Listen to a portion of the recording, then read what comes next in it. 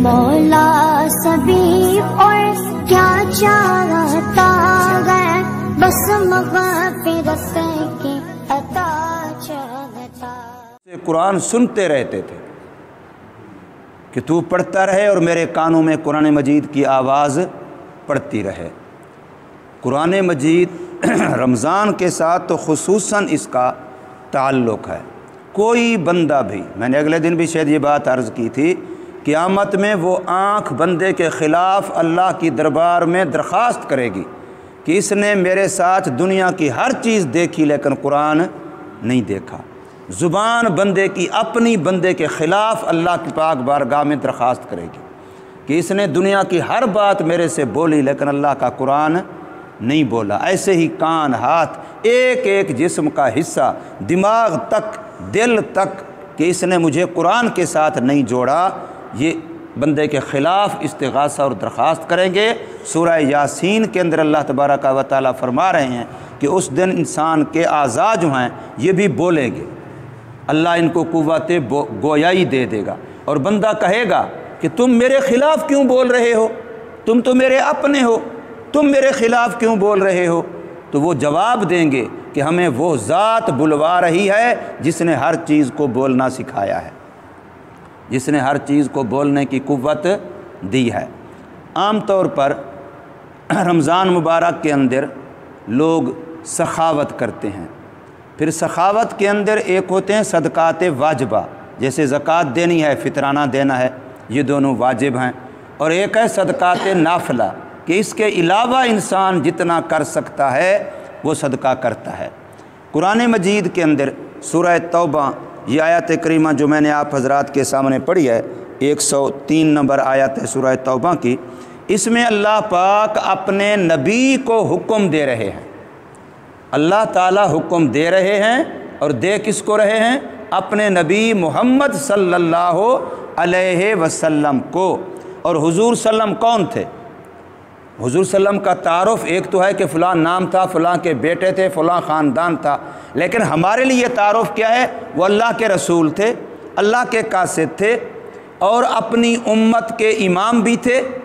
جب تک حضور زندہ ہیں امت مسلح امامت پر کون ہے؟ حضور صلی اللہ علیہ وسلم ہی ہیں۔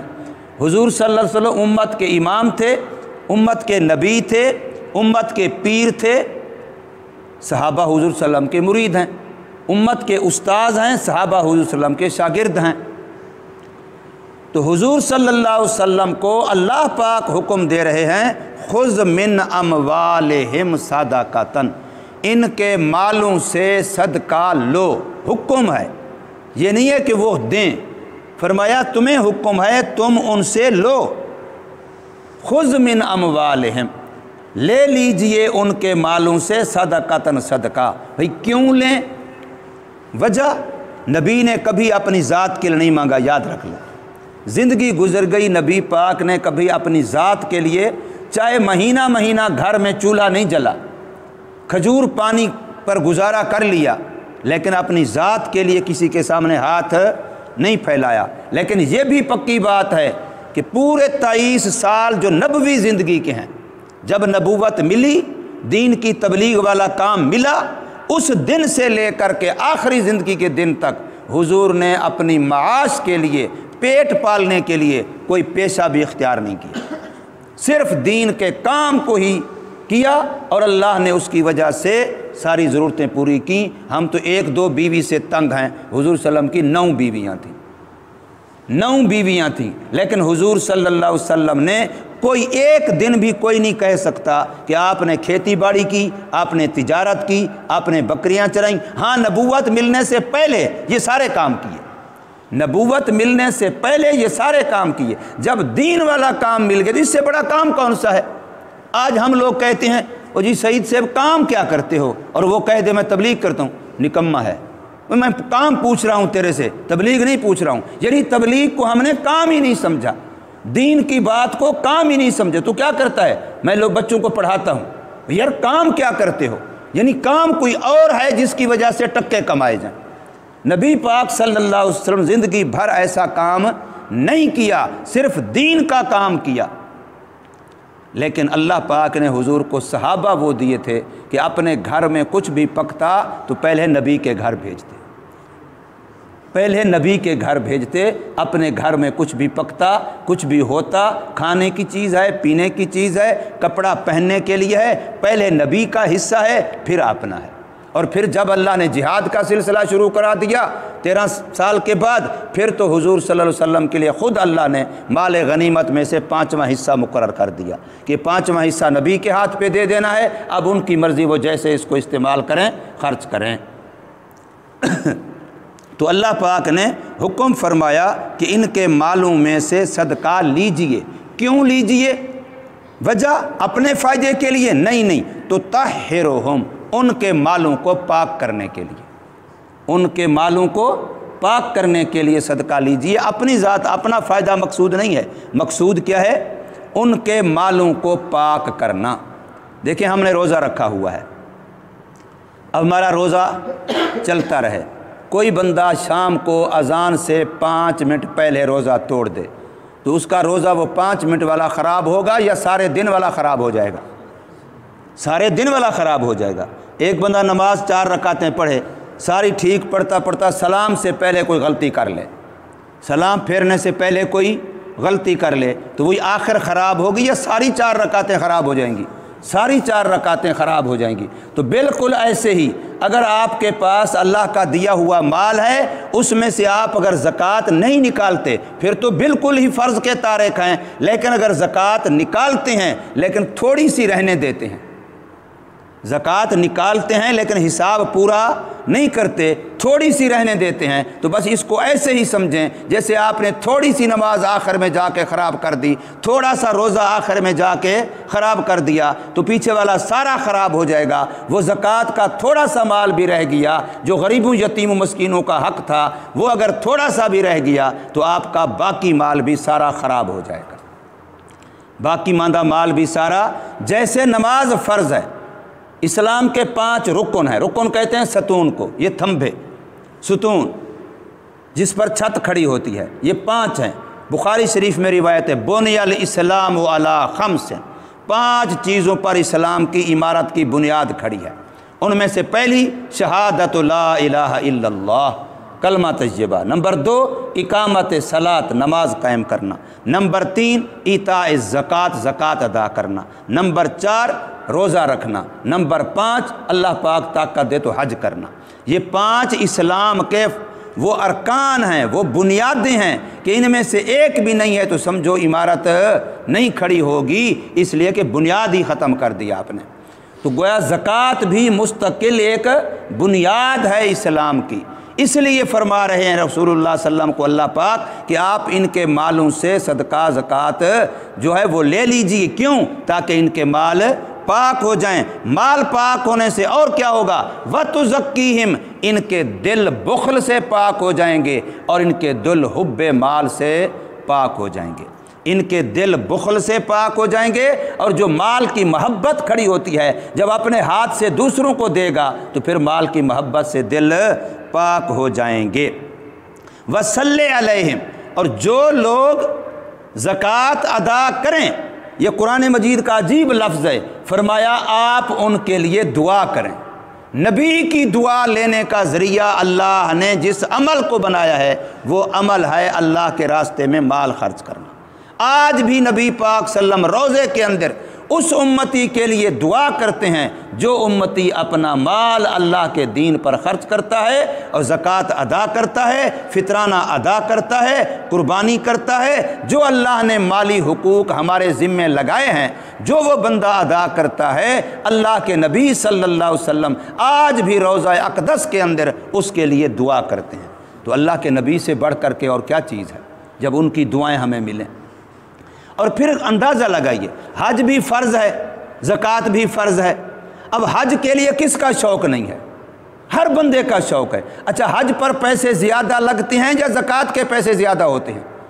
हज पर ज़्यादा लगते हैं, हज पर पैसे ज़्यादा लगते हैं। ज़कात में तो 100 के पीछे 2.5 रुपये हैं, 1000 पर 25 रुपये हैं, 1 लाख पर 2500 है, और वो भी 1000-100 ज़कात उस पर है जो आपकी ज़रूरत से ज़ायद माल है। آپ کا مکان ہے بے شک 4 کنال کا ہے، کروڑوں کا مکان ہے، آپ رہ رہے ہیں، کوئی زکوٰۃ نہیں ہے۔ آپ کے پاس گاڑی ہے، بے شک کروڑوں کی گاڑی آپ استعمال کر رہے ہیں، کوئی زکوٰۃ نہیں ہے۔ آپ کے پاس اپنے دفاع کے لیے اسلحہ ہے، چاہے وہ کتنا قیمتی ہے، کوئی زکوٰۃ نہیں ہے۔ جتنی چیزیں آپ کے استعمال کی ہیں ان پر کوئی زکوٰۃ نہیں ہے، اور استعمال کی نہیں ہے، پوری ایک مارکیٹ ہے، پلازا ہے، کسی کا رینٹ پہ چل رہا ہے، اس کی مالیت پر بھی زکوٰۃ نہیں ہے۔ فیکٹری ہے، اس کا جو رقبہ ہے اس پر مالیت پر زکوٰۃ نہیں، جو اس میں مشینری ہے اس پر زکوٰۃ نہیں۔ زکوٰۃ تو ان چیزوں پر ہے جو آپ کی ضرورت سے زائد ہیں، اگر ان کی مالیت 79,000 روپیہ موجودہ دور کے مطابق اگر بن جاتی ہے، جو ابھی آج کل کا ریٹ ہے، 79,000 روپیہ اگر بن جاتی ہے، چاندی ہے گھر میں، سونا ہے گھر میں، نقدی ہے گھر میں، یا ہر وہ چیز جو آپ نے فروخت کی نیت سے رکھی ہوئی ہے تاکہ اس کو بڑھا کر کے بیچوں گا تو پیسے ملیں گے، یہ 4 چیزیں اموال زکوٰۃ ہیں: سونا، چاندی اور نقدی، کسی بھی ملک کی کرنسی ہو، بہت سارے لوگ ڈال وغیرہ خرید کے رکھے ہوتے ہیں، کسی بھی ملک کی کرنسی ہو، اور ہر وہ چیز جو آپ نے فروخت کی نیت سے رکھی ہے، مال تجارت، ان میں سے کوئی ایک 79,000 کو پہنچ جائے، چاہے 2 مل کر کے پہنچ جائیں، 3 مل کر کے پہنچ جائیں، 4 مل کر کے پہنچ جائیں۔ ہاں اگر کسی کے پاس صرف سونا ہے، باقی ان 4 چیزوں میں سے اور 3 چیزوں میں سے کچھ بھی نہیں ہے، صرف سونا ہے، تو پھر 7.5 تولے ہونا ضروری ہے، اس سے کم پر زکوٰۃ نہیں ہے۔ اگر کسی کے پاس صرف چاندی ہے اور کچھ نہیں ہے تو پھر 52.5 تولہ ہونا ضروری ہے، اس سے کم پر زکوٰۃ نہیں ہے۔ اور اگر نقدی ہے، چاہے کسی سے لینی ہے، چاہے اپنے پاس گھر میں ہے، چاہے بینک میں اکاؤنٹ میں ہے، تو اگر 79,000 ہے تو پھر اس پر زکوٰۃ ہے، بشرط کہ قرضہ نہ دینا ہو۔ اگر قرضہ دینا ہے تو قرضہ منہا کریں گے، پھر اگر بچے گا 79,000 زکوٰۃ ہوگی، ورنہ نہیں ہوگی۔ اور جو 79,000 کی مالیت کا اس وقت مالک ہے، گھر کے اندر زائدہ ضرورت چیزیں، کوئی نئی چیزیں، کوئی پرانی چیزیں پڑی ہوتی ہیں گھر میں، اگر وہ زائدہ ضرورت چیزیں گھر میں پرانی نئی پڑی ہوئی 79,000 کی مالیت کا مالک ہے تو وہ زکوٰۃ لے نہیں سکتا، اس کے لیے زکوٰۃ لینا، زکوٰۃ کھانا جائز نہیں ہے۔ تو زکوٰۃ کے مال کا ایک فائدہ یہ ہے کہ اس سے رسول اللہ صلی اللہ علیہ وسلم کی دعا ملتی ہے، اور فرمایا حضور کی دعا کا فائدہ کیا ہوگا؟ ان صلاتک سکن لہم، جب آپ دعا کریں گے تو اللہ ان کے گھروں میں سکون دے گا۔ یہ نبی پاک کی دعا کا فائدہ قرآن بیان کر رہا ہے، ان صلاتک سکن لہم، اے محمد کریم صلی اللہ علیہ وسلم، آپ کی دعاؤں سے اللہ پاک ان کے دلوں میں سکون دے گا، ان کے گھروں میں سکون دے گا، ان کے ماحول معاشرے میں اس سے کیا ہوگا؟ سکون ملے گا۔ یہ سورۃ توبہ آیت نمبر 103 تھی۔ اسی طرح کی ایک آیت مقدسہ ہے سورہ منافقون کے اندر 28واں پارہ ہے، اس کے آخر میں یہ آیت ہے، اللہ تبارک و تعالی نے اس بندے کا نقشہ کھینچا ہے جو دنیا سے چلا گیا لیکن زکوٰۃ اس کے ذمے رہ گئی، زکوٰۃ ادا نہیں کی، دنیا سے چلا گیا، یا مال اکٹھا کرتا رہا، چاہے زکوٰۃ دی لیکن اس کے علاوہ جو حقوق ہوتے ہیں، بیوی کا حق ہے، بچوں کا حق ہے، رشتہ داروں کا حق ہے، محلے کے غریبوں، یتیموں، مسکینوں کا حق ہے، زکوٰۃ کے علاوہ بھی حق ہے، یاد رکھیے۔ تو اگر وہ ادا نہیں کیے اور وہ بندہ مر گیا تو اب اس کی تمنا کیا ہوگی؟ اب اس کی تمنا کیا ہوگی؟ تو اس کے بارے میں قرآن مجید کے اندر یہ آیت نمبر 10 ہے، سورہ منافقون 28واں پارہ، فرمایا وَأَنفِقُوا مِمَّا رَزَقْنَاكُمْ، اے مسلمانوں خرچ کرو اس میں سے جو اللہ نے تم کو دیا ہے، من قبل ان یاتیہ احدکم الموت، اس سے پہلے کہ تم پر موت آ جائے، موت سے پہلے پہلے اللہ کے دیے ہوئے میں سے خرچ کرو، ورنہ اگر موت آ گئی خرچ نہ کیا، فیقول ربے، پھر وہ کہے گا مرنے کے بعد، اے میرے پروردگار، لولا اخرتنی، کیوں نہیں تو نے مجھے تھوڑی سی مہلت دی، تھوڑی سی تاخیر اور کر دیتے، موت نہ آتی، تھوڑا سا موقع اور مل جاتا، الی اجل قریب، تھوڑا سا قریب کی مدت تک، تو پھر کیا کرتا میں؟ فاصدق، میں صدقہ کر لیتا، فاصدق واکم من الصالحین، اور میں نیک لوگوں میں سے بن جاتا۔ یاد رکھیے جب تک بندہ مالی حقوق ادا نہیں کرتا، چاہے وہ نمازی ہو، حاجی ہو، وہ نیک لوگوں میں شامل نہیں ہوتا۔ یہ اللہ کا قرآن کہہ رہا ہے کہ وہ کہے گا، مرنے والا وہ کہے گا کاش کہ میں پہلے صدقہ کر چکا ہوتا، تھوڑا سا مجھے موقع دے دیا جاتا۔